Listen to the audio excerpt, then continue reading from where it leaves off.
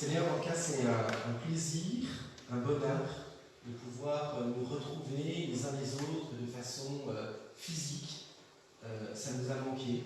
Voilà, tu nous dis que l'Église, c'est la joie de nous retrouver les uns les autres. Et c'est vrai que c'est un véritable bonheur. Bonheur qu'on ne peut pas exprimer physiquement, encore pour l'instant, ni par une poignée de main, ni par une bise, mais c'est un bonheur juste de pouvoir exprimer concrètement que le corps du Christ est ressuscité en tant que corps et que nous l'exprimons aussi physiquement les uns et les autres. Merci de pouvoir voir ton visage. Seigneur, on veut vraiment, Seigneur, te bénir et te rendre gloire encore pour tout ce que tu fais pour nous. Merci vraiment, Seigneur, pour ces moments où on va ouvrir ta parole. Ta parole nous parle en tant que société, nous parle dans notre vie actuelle. Que ta parole nous atteigne. Elle nous atteigne aussi pour nous transformer, pour nous changer, pour nous rappeler que nous sommes faits à ton image et selon toi. Nous te bénissons de notre cœur. Amen. Amen. Bien sûr, j'en profite pour saluer celles et ceux qui sont présents avec nous spirituellement mais qui ne sont pas là physiquement. Donc vous avez quelques écrans, donc vous avez la caméra qui diffuse dans la salle à côté, vous avez l'ordinateur qui diffuse sur YouTube, le téléphone portable qui diffuse sur Facebook. Le but c'est de pouvoir que ceux qui ne sont pas parmi nous puissent quand même continuer à vivre le culte avec nous. Donc voilà, et dès que l'occasion sera là, vraiment, on sera vraiment content de pouvoir réduire ces supports pour encourager à ce qu'on puisse vivre de nouveau le culte ensemble. Alors, le thème que j'ai prévu de faire ce matin est un thème de société. Il ne vous aura pas échappé que depuis quelques semaines, on vit un bouleversement qui est international, qui a débuté avec la mort de cet Afro-Américain George Floyd, qui est décédé aux États-Unis suite à une interpellation de la police. Alors le but de ce matin n'est pas de parler de la question y a-t-il des violences policières ou pas, parce que ça c'est pas, en tout cas ce n'est pas le sujet qui est à l'ordre du jour, et c'est des sujets qui sont complexes et qui méritent vraiment de se pencher avec attention. La question de la violence, de la non-violence, de l'autorité, de la force des autorités sont des questions qui sont complexes. Mais par contre, derrière cette arrestation de George Floyd, il y a entre autres une question qui est même intervenue suite à une affaire qui a eu lieu il y a 4 ans en France. Donc je ne me prononcerai pas sur, comme je vous dis, sur tout ce que cela relève d'un point de vue judiciaire. Mais par contre, il y a derrière tous ces mouvements, il y a un cri qui a jailli, qui est Black Lives Matter, ou en français, la vie des Noirs a autant de valeur, donc sous-entendu qu'un blanc, qu'un jaune ou d'autres ethnies. Et donc derrière ce mouvement se pose la question de la question du racisme et aussi de la question de la multiculturalité. Ce sont des questions qui nous interrogent de plus en plus, puisqu'il suffit aujourd'hui de prendre un avion pour se trouver confronté à d'autres cultures, à d'autres couleurs. Et la Bible se penche aussi sur ces questions de la multiculturalité et de la couleur de peau. Et donc j'aimerais ce matin me pencher sur ce que la Bible dit spécifiquement, et alors là ça va être plus spécifiquement de ce que la Bible dit sur l'Afrique et les Africains. En fait, quand on lit la Bible, on a l'impression que les Africains sont peu cités dans le texte biblique, et quand on se penche, en fait, on se rend compte qu'il y a une 50aine d'occurrences qui font écho à l'Afrique. Alors, je vais me pencher sur quelques textes. Alors, vous allez voir, il y a quelques textes polémiques, et puis il y a quelques textes qui sont beaucoup moins polémiques. Et donc, derrière cette question, j'aimerais soulever la question de la Bible peut-elle légitimement défendre des thèses racistes? Alors, je vous donne dès maintenant la fin. Fort heureusement, restez tous présents. La Bible ne défend pas de thèses racistes, et bien au contraire, et c'est ce qu'on va essayer de démontrer. En tout cas, ce qu'on démontrera, parce que je pense que c'est assez simple quand on est honnête devant le texte biblique. Mais du coup, je trouve que c'est hyper instructif, hyper intéressant de pouvoir regarder ce que la Bible dit sur le rapport interculturel et puis, entre autres, de toute cette richesse que nous trouvons sur l'Afrique, les Africains, la culture africaine dans l'Écriture. En fait, on a l'impression que le texte biblique pourrait s'intéresser qu'à Israël, et en fait on se rend compte qu'il y a vraiment plein de textes qui nous évoquent la duplicité qu'il y a, pas la duplicité, la multiplicité qu'il y a à travers les nations. Alors, donc, je vais déjà commencer par des textes qui ont été exploités, et je pense très mal exploités, au cours de l'histoire. Le premier texte, c'est un texte qui est à la base du colonialisme, qui a été hyper exploité pendant la période colonialiste, pendant la période esclavagiste. C'est le texte de ce que l'on appelle la malédiction de Cham, la malédiction de Ram.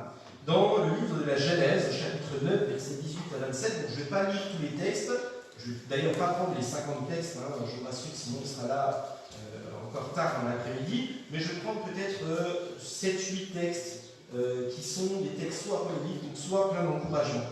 Le premier texte, c'est le texte de la Genèse au chapitre 9, qui est un texte qui a été exploité particulièrement à partir du Moyen-Âge et puis jusqu'au XIXe siècle pour légitimer une différence entre le peuple qui est les peuples blancs, les peuples sémites et puis les peuples noirs. Ce texte, donc dans le livre de la Genèse, cite une certaine malédiction qu'a prononcée Noé, et on va voir à qui s'adresse cette malédiction, et puis on va voir qu'est-ce que dit réellement ce texte. Je vous paraphrase tout ce qui est dit dans Genèse chapitre 9. En fait, vous avez Noé qui plante des vignes, et puis il fait un petit peu trop fermenter sa vigne, il ouvre une amphore, il n'y a pas de bouteille à cette époque-là, et puis il boit un petit peu trop, il est chez lui tout seul, et il se met tout nu chez lui. Et puis, Noé a 3 fils, Sem, Cham et Japheth. Et puis, Cham rentre dans la maison, il voit son père tout nu, et puis il court voir ses frères. La Bible dit qu'il va discuter avec ses frères. Très certainement, dans le mot discuter, il y a toujours beaucoup de pudeur dans le texte biblique. Peut-être qu'il va dire à ses frères, j'ai vu mon papa tout nu. Et à l'époque, c'est juste il y a une telle décence vis-à-vis du corps que c'est l'un des péchés extrêmement important à l'époque. On ne va pas voir la nudité de son père. C'est quelque chose qui ne se fait pas et qui, même encore aujourd'hui, je pense, appelle à avoir une certaine décence vis-à-vis de tout cela. Et puis, les 2 frères entendent Cham qui rapporte les choses et le texte dit qu'ils vont à reculons, qu'ils vont lui mettre une serviette, une couverture pour couvrir le père de sa nudité. Et le lendemain, Noé, une fois qu'il a dessoulé, apprend les choses et il va dire « Maudit soit Canaan, qu'il soit le dernier des serviteurs de ses frères, qu'il soit l'esclave des esclaves de ses frères. » Voilà. Et donc, j'aimerais faire plusieurs remarques sur ce texte. Tout d'abord, on a globalement dit qu'en général, c'était une malédiction sur Cham. Alors qu'en fait, il n'y a pas de malédiction sur Cham. Cham a eu 4 enfants, il a eu Canaan, Mitzraïm, Pout et Couche. Donc il a eu 4 enfants. Et en fait, cette malédiction n'est que sur un seul des 4 enfants et non pas sur les 4 enfants. Et donc, on devrait plutôt parler de la malédiction de Canaan. Donc, pour rappel, on est au début du livre de la Genèse. En fait, le but est d'expliquer qui sont ces peuples. Canaan, c'est aujourd'hui, grosso modo, un peuple qui s'est installé autour du territoire de Palestine. Et très certainement, c'est un texte qui sera utilisé lorsque Josué va rentrer dans le pays promis en disant mais en fait ce territoire de Canaan nous revient. Mais on ne peut pas dire dans ce texte qu'il s'agit des populations africaines. Les autres peuples, les 3 autres frères, donc en fait vous avez Sem, Cham et Japheth, donc Sem qui va donner les Sémites, les Perses, les Arabes, les Juifs grossièrement. Donc on voit un peu qui s'installe un peu autour du Tigre et de l'Euphrate.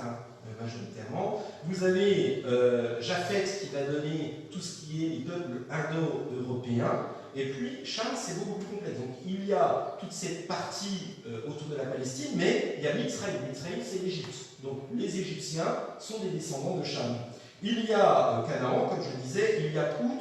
Pout, c'est toutes les tribus donc, qui vont de la Libye jusqu'au Maghreb. Donc en général, c'est les Berbères, les Kabyles et tous ces peuples-là, qui d'ailleurs ont une langue, le kabyle est une langue africaine, de souche africaine. C'est très intéressant parce qu'on retrouve ce que dit le texte biblique. Et puis il y a Couche, qui sont le pays de Couche, c'est tout le peuple qui se trouve Soudan, Éthiopie, mais par extension, quand on emploie les couchites dans la Bible, c'est vraiment pour parler de toute l'Afrique subsaharienne. Donc l'intention du texte n'est pas de parler de l'Afrique subsaharienne, mais vraiment de parler de Canaan. Donc on ne peut pas, légitimement, au regard de ce texte, légitimer l'esclavage africain. Donc je pense que c'est vraiment très important. Alors pourquoi je dis ça? Parce qu'on arrive dans une période où il va y avoir plein de discussions qui vont arriver autour du racisme et tout ça, et je pense qu'il est important de défendre que la Bible ne peut pas, quand certains disent oui, la Bible a voulu défendre le racisme et tout ça, non, ce n'est pas vrai. C'est vraiment des personnes qui avaient une idéologie et qui l'ont projetée sur le texte biblique qui ont fait cela, et ce sont donc des personnes qui ont péché, mais qui n'ont pas respecté ce que dit le texte biblique quand on prend le texte de Genèse au chapitre 9. Une autre texte ou une autre conception qui est utilisée pour avoir essayé de prétexter une infériorité, c'est de dire que le noir serait le symbole du mal. Alors c'est faux. Ça c'est un concept qui est un concept indo-européen. Vous savez, vous avez de Ding et de Jong par exemple en Asie, en Afrique, ce qui était noir, en Europe, ce qui était noir était vu comme quelque chose de négatif, mais c'était plus lié à la question des ténèbres.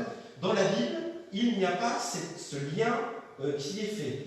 La Bible, ce qui est mis en opposition au blanc, donc comme symbole de pureté, c'est la couleur rouge sang, la couleur rouge écarlate. Dans Ésaïe chapitre 1, verset 18, il est dit « Quand vos péchés seraient comme l'écarlate, comme le rouge sang », c'est la question de la souillure, de l'impureté, la question du rouge sang. Quand vos péchés seraient rouges comme l'écarlate, ils deviendraient blancs comme la neige. Quand il serait rouge comme le cramoisi, il deviendrait comme la laine. Donc, l'opposition dans l'écriture ne se fait pas entre le blanc et le noir, mais elle se fait plutôt entre la lumière et les ténèbres. Lorsqu'il nous est parlé de Dieu, il ne nous est pas parlé d'un Dieu qui est blanc, mais d'un Dieu qui est lumineux, tellement lumineux, il est keren comme les rayons du soleil. Nous ne pouvons pas jeter des regards sur lui, et donc il n'y a pas d'opposition entre le blanc et le noir. L'opposition dans l'écriture, lorsqu'on veut la placer, elle se fait toujours entre ce qui est lumineux, resplendissant, et ce qui est ténébreux. Enfin, un dernier texte, dans les textes que je place comme polémique, c'est dans le livre des Cantiques, au chapitre 1, au verset 5. Vous avez donc Salomon, le plus grand roi, avec toute sa sagesse qui est représentée, dans ce Cantique des Cantiques, qui courtise une femme qu'il considère comme la plus belle, comme la beauté excellente, comme symbole de pureté. C'est un texte qui est, certains l'ont placé comme érotique, dans toute la définition de ce texte. Et puis, Cantique des Cantiques au chapitre 1, au verset 5, il est dit, donc c'est la Sulamite, cette femme qui est courtisée, qui parle et qui dit « Je suis noire, mais je suis belle ». Un peu comme s'il y avait une opposition entre la beauté et le fait d'être noir. Alors, là encore, les suprématistes blancs ont surexploité ce texte en disant « Si on est noir, on ne peut donc pas être beau ». Alors, je pense que vous serez bien d'accord de dire que ce n'est pas le cas. Même aujourd'hui, par exemple, je me souviens ce matin, dans les top modèles de mon enfance, il y avait, vous savez, Naomi Campbell, qui est belle, allongée, voilà. Et puis, vous avez aujourd'hui plusieurs mannequins, top modèles. Donc, qu'est-ce que dit en fait ce texte quand il dit ça? On en avait parlé même, je crois, jeudi dans la réunion de prière.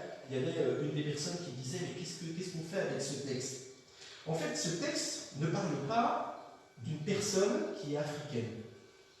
Au Proche-Orient ancien, aujourd'hui, vous savez, par exemple, si on veut être beau ou belle, on va une après-midi à la plage, on fait la carpette au soleil pendant une après-midi, et puis on revient, on est bronzé, et on est tout fier de montrer devant ses copains, copines, qu'on est bien bronzé, tout le monde va dire ah, « tu es beau en étant bronzé ». Sauf que, au Proche-Orient ancien, être bronzé n'est pas signe d'aristocratie. En fait, qu'est-ce qui se passe? C'est que les aristocrates ne font pas de la basse besogne, et dès qu'il fait chaud, ils s'enferment dans leur maison, pour être sûr de ne pas choper ni le coup de soleil et de ne pas être frappé par la chaleur. Et donc toutes les personnes qui sont un peu plus pauvres vont dans les champs et relèvent les manches, relèvent un petit peu leur tunique, et puis du coup elles sont bronzées. Et donc en fait ce texte ne dit pas « je suis noire et je suis belle », mais il dit plutôt « je suis bronzée, donc je suis une femme de basse condition, mais je suis belle ». Et en fait qu'est-ce que dit ce texte des Cantiques? Il est en train de dire que Salomon, ce roi si beau, si grand, si éloquent, a remarqué chez une femme que même si elle était de basse condition, si elle était pleine de vertu, pleine de morale, eh bien il se battrait pour aller la courtiser. Donc ce texte ne prend pas un texte pour parler de descendantes, de couches, donc de population africaine, mais il dit que la principale vertu, la principale beauté est une vertu. Et là je trouve vraiment que ce sont des textes qu'il faut remettre dans le contexte.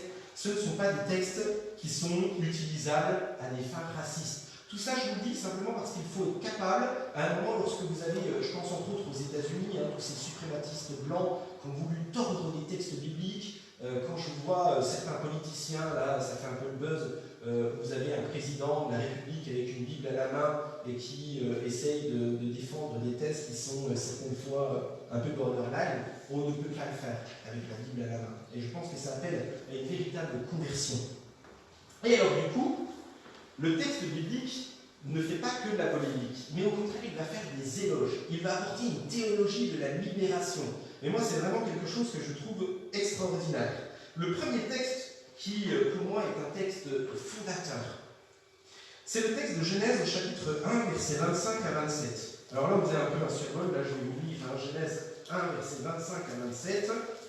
Dieu fit les animaux de la terre. Donc on est au 6e jour de la création. Auparavant, il a déjà créé les oiseaux par leurs espèces. Donc dans l'eau, il y a des moustiques, il y a les poissons qui ont été créés par leur espèce, ou on peut dire par leur race. Autrement dit, il fit différentes variétés de baleines. Il y a la baleine bleue, il y a la baleine à bosse. Il va créer différentes variétés de chiens. Donc il va y avoir un teckel et puis il va y avoir un dog allemand. Donc il n'y a pas d'allemand, mais il crée des gros chiens, il crée des plus petits. Donc il crée vraiment les animaux par leur espèce. Voilà, il va créer toutes sortes d'animaux. Vous voyez bien ce que je veux dire. Dieu fit les animaux de la terre selon leur espèce, le bétail selon son espèce, ou selon sa race, on pourrait dire, parce qu'il y a des races d'animaux, et tous les reptiles de la terre selon leur espèce, ou selon leur race. Dieu vit que cela était bon. Puis, Dieu dit, faisons l'homme à notre image, selon notre ressemblance, pour qu'il domine sur les poissons de la mer, sur les oiseaux du ciel, sur le bétail, sur toute la terre, sur tous les reptiles qui rampent sur la terre. Dieu créa l'homme à son image, il le créa à l'image de Dieu, il créa l'homme et la femme. Et moi je trouve ça juste fabuleux, formidable, merveilleux de voir que l'auteur du texte biblique dit qu'il y a des races d'animaux, mais il ne le dit aucunement pour l'homme. Il n'y a pas de race pour les hommes. Dieu a créé un homme et une femme dont nous sommes tous les descendants. Et en l'occurrence, pour ceux qui aiment la génétique, moi je suis passionné par la génétique, notre ancêtre commun vient avec une très grande probabilité de la vallée du Rift qui est en Afrique, et on arrive à expliquer la dépigmentation de la peau, mais on n'arrive pas à expliquer comment d'un blanc on arrive sur un noir, mais au contraire, ça dit bien que notre ancêtre commun était typé africain. Et c'est juste un truc qui est génial, la génétique, la Bible, tout cela se met en harmonie pour tomber d'accord sur le fait que nous sommes bien une seule espèce, nous sommes qu'un seul peuple ici-bas. Quelques éléments sur la façon dont la Bible va présenter les Africains et la façon dont les Africains sont perçus par les Israélites. La Bible appelle les peuples noirs les Couchites. Donc tout ce qui est Couchite, c'est l'Afrique subsaharienne. Donc en l'occurrence, le pays de Couche, c'était le Soudan, l'Éthiopie. Il n'y avait pas toutes ces frontières qui ont été créées en 1845. Et donc, elle parle donc de toute cette Afrique subsaharienne. Couche correspond donc aujourd'hui à l'Éthiopie. Donc les Grecs, lorsqu'ils ont donné le nom d'Éthiopien, en fait, ça signifie visage brûlé pour les Grecs. Donc pour parler de toutes les personnes qui sont pigmentées de peau, donc l'Afrique subsaharienne. Les Couchites, dans la Bible, ont la réputation d'être de grands guerriers et de très habiles archers. Donc il y a vraiment des éloges qui sont faits sur les peuples africains. On les trouvait par conséquent souvent comme mercenaires dans les armées égyptiennes, et puis plus tard dans les pays voisins d'Égypte, et même en Israël, dans 2 Samuel au chapitre 18, il nous est dit que les Israélites avaient des mercenaires qui étaient des mercenaires africains, parce qu'ils avaient pleinement confiance en leur capacité à courir, dans la capacité à mener le combat. Et puis, même j'en profite pour dire qu'il y a eu, pendant toute une période, pendant 2 ou 3 dynasties en Égypte, c'était des Soudanais qui étaient à la tête de l'Égypte, et ce n'étaient pas des Égyptiens.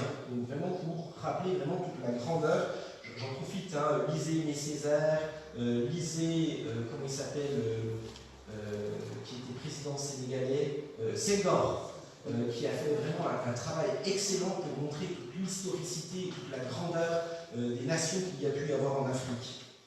Ésaïe 18 est l'un des rares passages où il nous est parlé des traits physiques des Africains. D'habitude, on parle simplement de l'Afrique des Couchites, et là, il nous est parlé d'une nation élancée et luisante. Il nous est dit que leurs pas, alors je retrouve, voilà, il parle de leur piétinement pour dire que lorsqu'ils arrivent à un endroit, les nations qui les voient arriver les voient comme une nation redoutable. Et au moment où Ésaïe est en train d'écrire, Couche, donc le Soudan, l'Éthiopie, est une grande puissance militaire. Si bien que les prophètes vont avertir le peuple d'Israël de ne pas mettre sa confiance dans les Couchites. Donc il va parler, mettez pas votre confiance en l'Égypte, mais ne mettez pas non plus votre confiance dans les Couchites. Donc il en fait vraiment une référence en tant que puissance militaire. Aujourd'hui on parlerait, par exemple, ne mettez pas votre confiance dans la Russie ou dans les États-Unis. On parle vraiment de deux grands peuples. Les Couchites, au moment où nous sommes dans l'histoire des Hébreux, donc est un grand peuple militaire qui entretient des relations politiques et commerciales avec de nombreux peuples. Les Couchites, donc les Africains, apparaissent dans le livre de la Genèse, dans les Nombres, dans 2 Samuel, dans 2 Rois, dans 1 et 2 Chroniques, dans le livre d'Esther, dans le livre de Job, dans le livre des Psaumes, dans Ésaïe, Jérémie, Ézéchiel, Daniel, Amos, Nahum, Sophonie. On va aussi citer le livre des Actes de tête et encore peut-être dans d'autres livres du Nouveau Testament. Bref, on se rend compte qu'il y a un véritable éloge qui est fait à tous ces peuples.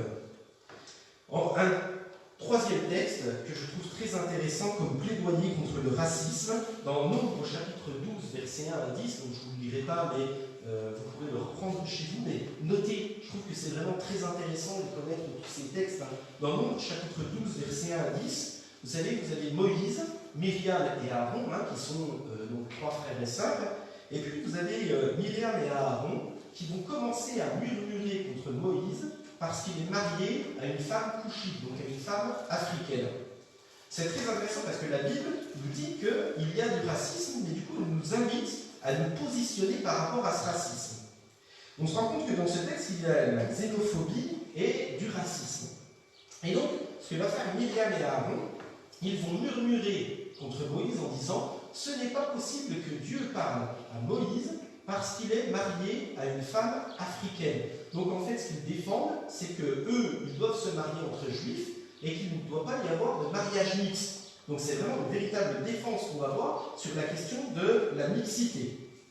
Et Dieu va convoquer Moïse, Myriam et Aaron dans le temple. En fait, c'est très intéressant. Enfin, je vous le lis. L'Éternel l'entendit, il entend qu'il parle mal de Moïse et de sa femme. Or, Moïse était un homme fort patient, plus patient que les hommes sur la surface de la terre. En fait, Moïse ne dit rien. C'est juste remarquable. Il a une attitude. Soudain, l'Éternel dit à Moïse, à Aaron et à Marie, allez vous trois à la tente d'assignation. Ils y allaient tous les trois. En gros, Dieu dit, on va vous convoquer, puis on va avoir une petite discussion ensemble. L'Éternel descendit dans la colonne de nuée. Il faut remettre le contexte, on imagine Dieu qui descend dans une colonne de nuée, et là, je pense que tout le monde commence un peu à voir les pétoches. Il se tint à l'entrée de la tente, il appela Aaron et Marie qui s'avancèrent tous les deux. Et là, on se rend compte qu'il y a une distinction, il va voir on va se parler maintenant yeux dans les yeux. Écoutez bien mes paroles. Lorsqu'il y aura parmi vous un prophète, c'est dans une vision que moi, l'Éternel, je me révélerai à lui, et c'est dans un songe que je lui parlerai. Donc là, il est en train de faire un distinguo entre Moïse et les autres. Il est en train de dire, vous, si je vous parle dans un rêve ou dans un songe, vous êtes déjà bien content, mais je fais beaucoup mieux pour Moïse, parce que quand j'ai un truc à lui dire, je lui parle bouche à bouche, c'est dit littéralement, donc je le convoque et c'est moi qui lui donne clairement mes instructions. Et il n'en est pas ainsi donc, de mon serviteur Moïse. Il est fidèle dans toute ma maison. Je lui parle bouche à bouche, je me révèle à lui sans énigme. Il voit une représentation de l'Éternel. Nous n'avons jamais vu l'Éternel. Lui, il le voit. Pourquoi donc n'avez-vous pas craint de parler contre nos serviteurs, contre Moïse? La colère de l'Éternel s'enflamma contre eux, et il s'en alla. La nuée se retira de dessus la tente, et donc vous imaginez, Myriam, c'est une femme sémite, donc elle est typée, basanée. Et donc elle s'est moquée d'une femme qui était noire, et il y a une grande ironie dans ce texte. Donc je vous lis, j'ai lu la fin. Marie était frappée d'une lèpre, blanche comme la neige. Aaron se tourna vers Marie, et voici, elle avait la lèpre. Alors pour rappeler, la lèpre, ça vous met à l'écart du peuple à l'époque, mais plus que cela, en fait ce texte nous dit, elle s'est moquée du noir, et bien elle va finir blanche. Tu ne veux pas des noirs, et bien tu vas finir blanche. En fait, il y a une forme d'humour divin dans ce texte, dans la façon de dire les choses. Alors, je pourrais qualifier d'un humour noir, permettez-moi cette expression, mais c'est très intéressant, en fait, ce texte fait un véritable plaidoyer. En fait, Moïse, le fondateur de la loi, où tous les juifs vont se dire qu'on doit se marier entre juifs, eh bien ce texte est en train de dire que non, ce n'est pas vrai, et qu'il y a une ouverture dès Moïse à toutes les nations. Je trouve que c'est un véritable plaidoyer contre le racisme dans ce texte. Je trouve vraiment ce texte vraiment formidable. Je continue. Un texte qui se trouve dans le livre de Amos, chapitre 9, verset 7, où il y a une prophétie qui va être exercée. Et cette prophétie, elle est en train de s'exercer à l'encontre de Juda. Juda, donc, qui sont des Juifs, qui est un peuple qui est toujours tourné sur lui-même, qui est convaincu que parce qu'il a Abraham pour père, qu'il est une nation supérieure aux autres. Et puis, Dieu va lui envoyer un petit tacle. Et dans Amos, chapitre 9, verset 7, le Seigneur est en train de remettre les pendules à l'heure en disant « Ce n'est pas parce que vous avez Moïse pour père que vous me servez véritablement. Si vous voulez être fidèle avec moi, servez-moi, mais arrêtez de penser que parce que vous venez dans une église ou parce que vous allez au temple, que vous êtes plus pur que les autres peuples. » Et il va dire « N'êtes-vous pas pour moi comme les Couchites, Israélites, donc vous êtes pour moi comme ces peuples subsahariens. N'ai-je pas fait sortir d'Égypte comme les Philistins de Caftor et les Araméens de Kyr ?» Du coup, en fait, il est en train de dire « Vous pensez être un peuple supérieur aux autres, mais je vous rappelle qu'en fait, vous êtes semblables à tous les peuples. » Et alors, certains ont voulu utiliser ce peuple en disant ils essayent de faire un lien en disant vous êtes semblables à un peuple païen et tout ça, d'une façon de dire les Couchites sont des païens. En fait, c'est pas réellement ce que dit ce texte. Oui, il dit que les Couchites sont des païens, mais il aurait pu prendre l'exemple des Gaulois ou de tous les autres peuples sur la terre. Ce qu'il est en train de dire, il est en train de dire vous qui pensez être purs et d'être une nation supérieure aux autres, en fait, je ne vous ai pas choisi parce que vous êtes une nation supérieure aux autres, mais si je vous choisis, c'est en vertu de votre alliance envers l'Éternel. Donc, est-ce que vous êtes en alliance avec Dieu ou est-ce que vous n'êtes pas en alliance avec Dieu? Et du coup, en fait, ce qu'il est en train de dire, il est en train de se servir, le prophète Amos, de ce texte pour dire si je vous appelle, ce n'est pas en vertu de votre chair, mais en vertu de votre engagement que vous allez prendre avec Dieu. Et un petit peu plus bas, quand on continue ce livre de Amos, il est en train de dire mais un jour je ferai un tri parmi vous pour choisir entre ceux qui me servent réellement et ceux qui ne me servent pas. Et en fait, il est en train d'utiliser les peuples africains en disant un jour, parmi ces nations, il y en aura qui se tourneront vers moi de la même façon que vous pouvez vous tourner vers moi. Et en fait, il est en train de prophétiser qu'un jour, il y aura des Africains qui se tourneront vers l'Évangile. On est dans ce texte, je pense à peu près entre 600 et 800 avant Jésus-Christ, et c'est juste un texte, je crois, Amos, c'est 800, 750, 800 avant Jésus-Christ. Donc, 2500 ans à peu près avant le réveil chrétien en Afrique, il est en train d'annoncer qu'un jour, il y aura des Africains. Mais on va voir, ce n'est pas le seul texte, du coup, qui utilise ça. Et moi, je trouve ça juste un truc formidable. L'autre texte que je vais utiliser, qui va me servir un peu de support pour ma conclusion, c'est le texte de l'eunuque éthiopien dans Actes chapitre 8, versets 26 à 38. Donc, je vous résume encore un petit peu ce texte. Il y a plusieurs textes dont je vous les cite, je vous les lis pas tous, mais vous avez un Éthiopien, donc ministre de Candace, donc très certainement, vous savez, vous avez Salomon, d'ailleurs je n'ai même pas cité ce texte-là, mais Salomon qui va avec la reine de Saba, c'est juste un truc qui est extraordinaire. Comme aujourd'hui, il y a des juifs qui sont noirs, qui sont descendants de cette alliance entre Salomon et la reine de Saba. C'est, je veux dire, c'est juste un truc formidable. Voilà. Acte chapitre 8, verset 26, donc très certainement, c'est sans doute soit un descendant de Salomon, soit ce qu'on appelle dans le Nouveau Testament un prosélyte. Donc un prosélyte, qu'est-ce que c'est? Ce sont des gens qui ne sont pas d'origine juive, mais qui ont accepté la foi juive et qui vivent suivant des préceptes juifs. Donc ils reconnaissent qu'ils ont une foi monothéiste. Et donc, cet homme est allé adorer à Jérusalem. Peut-être qu'il en a profité aussi en étant envoyé en tant que ministre pour faire des alliances entre Israël et puis ce peuple soudanais ou éthiopien. Voilà, donc il y a certainement aussi des jeux d'alliance qui se trament derrière ce texte. Et puis cet homme retourne dans son pays, et puis vous avez Philippe, l'évangéliste, où Dieu va lui parler, il va lui dire, tu vas te rendre sur telle route, puis tu vas rencontrer quelqu'un, il faut que tu lui parles de Jésus-Christ. Et donc on a affaire à un noir qui est juif, qui ne connaît pas Jésus comme le Messie, et puis qui lit le texte d'Ésaïe, Ésaïe 53 de mémoire, et il ne comprend rien. Il se dit, mais de qui parle ce texte? Et puis là vous avez Philippe qui dit, mais est-ce que tu comprends? Ben non, je ne comprends pas, et en fait ce texte est en train de parler du salut en Jésus-Christ. Il est en train de nous dire, et du coup, ce que va faire Philippe, il va faire un peu tout ce que je vous dis, en disant, un jour toutes les nations viendront adorer Dieu par Jésus-Christ, par l'action que Jésus-Christ a fait pour nous. Et puis, on se rend compte que cet eunuque éthiopien va être baptisé à ce moment-là.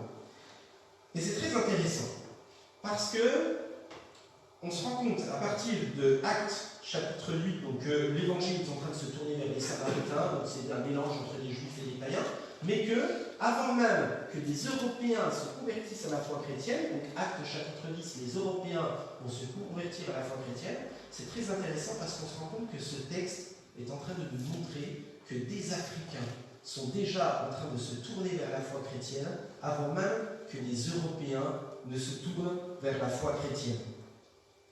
Ce texte donc doit être lu comme un accomplissement de textes de l'Ancien Testament qui prophétisent que les Couchites, donc que les Subsahariens, se tourneront vers le Seigneur. Et alors je vais lire deux textes, un psaume et le livre de Sophonie. Et je trouve que ça permet de terminer un peu comme un feu d'artifice ce texte. Moi je le trouve juste génial. Psaume 68, verset 32. Des objets de bronze viennent de l'Égypte. Couche, accourt les mains tendues vers Dieu. Et moi je vois là, toute cette image, je m'imagine tous ces villages africains qui, lorsque l'évangile était prononcé, qui se sont mis à lever les mains et à adorer Dieu. Je vois vraiment toute cette multiplicité des peuples, donc là il s'y couche, mais même toute la multiplicité des peuples qui est en train de louer et d'adorer Dieu, indépendamment des origines ethniques. Moi je trouve ça juste des textes qui sont fabuleux. Sophonie chapitre 3, versets 9 et 10. Alors je rendrai purs les lèvres des peuples, pour qu'ils invoquent tous le nom du Seigneur, en le servant dans un même effort.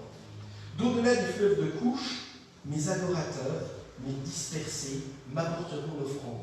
Et si Couche, normalement, est juste le Soudan et l'Éthiopie, là c'est au-delà des fleuves. Qu'est-ce qu'il fait? Il voit des Tchadiens, il voit des Congolais, il voit des personnes d'Afrique du Sud, il voit des gars du Zimbabwe, il voit des Mauritaniens, il voit tous ces peuples-là qui sont déjà en train de se tourner pour louer et adorer le Seigneur.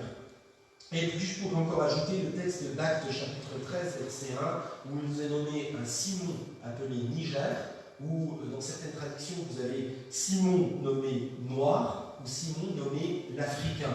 Alors est-ce qu'il est africain ou est-ce qu'il est un peu plus typé que les autres et on lui donne un surnom, on ne sait pas trop, mais très certainement il y a quand même un appel du pied à voir derrière un des premiers évangélistes, un frère de couleur.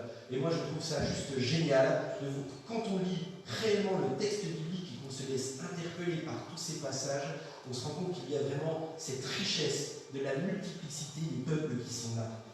Alors j'aimerais conclure. Les Couchites, ou les Africains, sont considérés dans la Bible comme un peuple majestueux, qui se distingue des autres peuples, non pas en supériorité, mais qui se distingue par tout leur particularisme à cause de leur couleur de peau, qui habitent dans les régions qui sont parmi les plus reculées du monde connu d'Israël. Ils ont une réputation sérieuse de grands athlètes et de guerriers redoutables, Ésaïe chapitre 18. Si bien qu'ils servaient comme mercenaires dans de nombreuses armées, y compris dans l'armée juive. De Samuel chapitre 18, verset 21.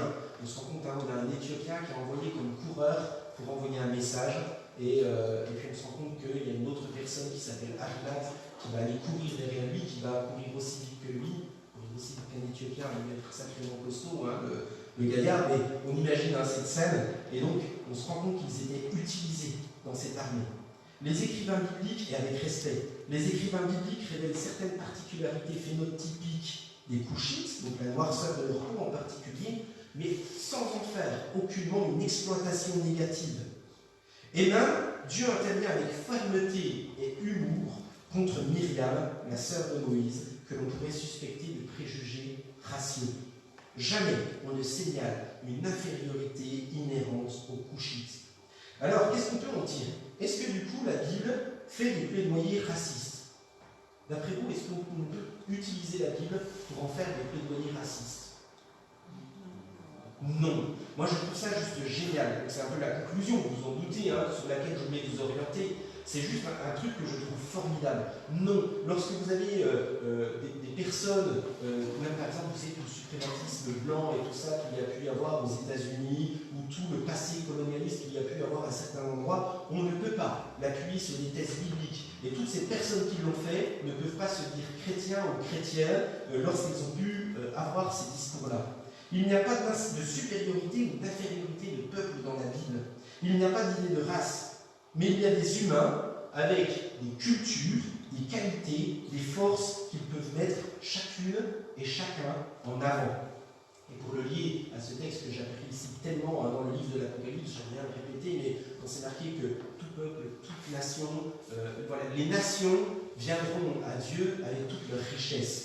Et je pense que là, nous avons effectivement tout un plaidoyer où chacun, avec notre culture, avec notre particularisme, lorsque nous sommes capables de le donner entre les mains de Dieu, c'est une véritable richesse. Du coup, il n'y a un appel ni à se minimiser, ni à se victimiser, mais toujours à honorer l'histoire, la culture que chaque peuple peut avoir. Nous ne sommes pas donc dans une confrontation des peuples. Il n'y aurait pas une confrontation, par exemple, je suis toujours énervé, je comprends, là c'est Fabien qui parle, mais je comprends ce mouvement des Black Panthers qui s'est créé dans les années 60-70 aux États-Unis, qui avait pour désir de rétablir certaines choses, mais de le faire par la violence.